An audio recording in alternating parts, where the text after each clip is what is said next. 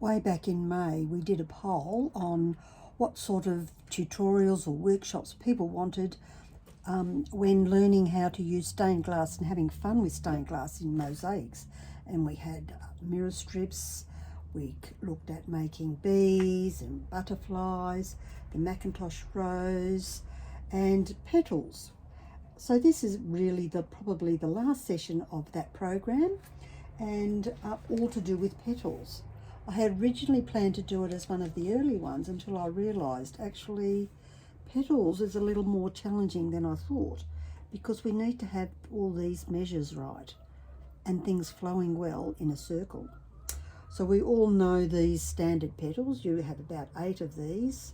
You can buy these easily, so there's no point in teaching you how to make stuff that's readily available and it's cheap by comparison. There's these little tiny ones. We looked at how to chop these up and make these. We looked at using these in a different way to make an orchid. And we looked at using stained glass to make beautiful water lilies. There's also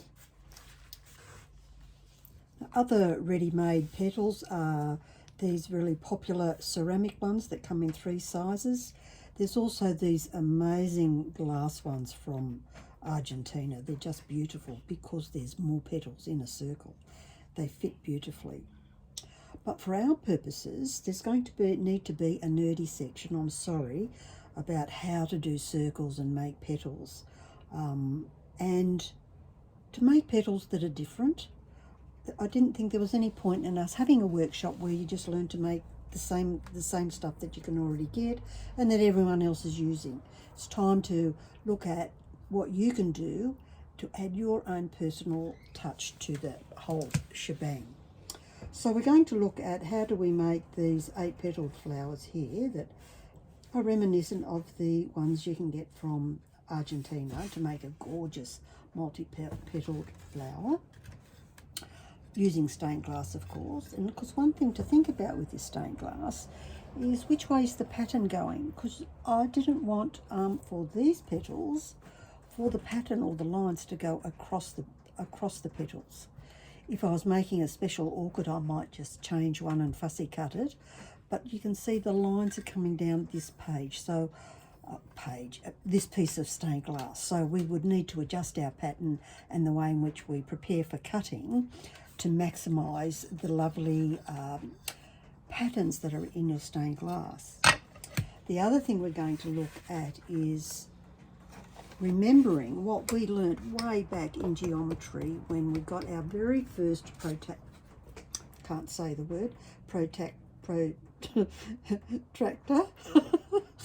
and to make circles. And one of the things we learned to do was this 6-petaled flower, and we all thought we were terribly clever.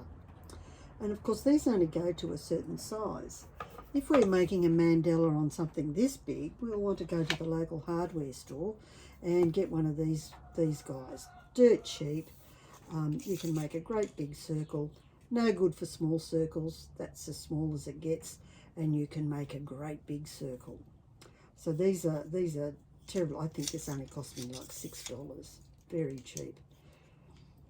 So I've already prepared a great big one here, so you can see and remember what we did way back when we were kids.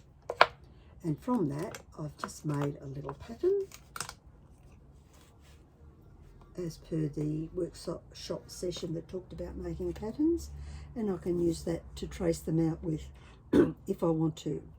The other thing I redrew that, very similar, so that we still have our 6 patterns, but because we're wanting a circle, how do we make our own beautiful, beautiful petals and just change the shape? Because we know that in the middle, all of this is going to work in terms of a circle. Then we might decide we want a special center or a big center or whatever it is that you want. So with this one, of course, all I did was bring it straight out to the sides and round the end. So you get this amazing, amazing petal. I've made them big so you can see them. But, you know, it would be depending on the length that you want your petals to be. Could be in inches, it could be in centimetres. Then this great big fat petal.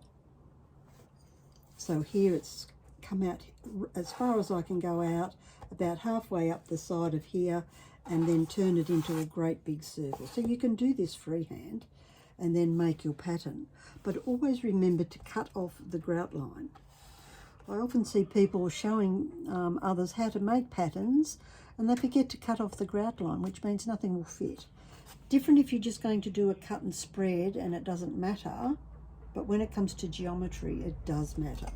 So that's a rather lovely petal. And then just one that looks like a standard petal, but a little more chubby. And you can see I've got the lines on that gorgeous glass going downwards. So you can make all of these petals and they look really terrific.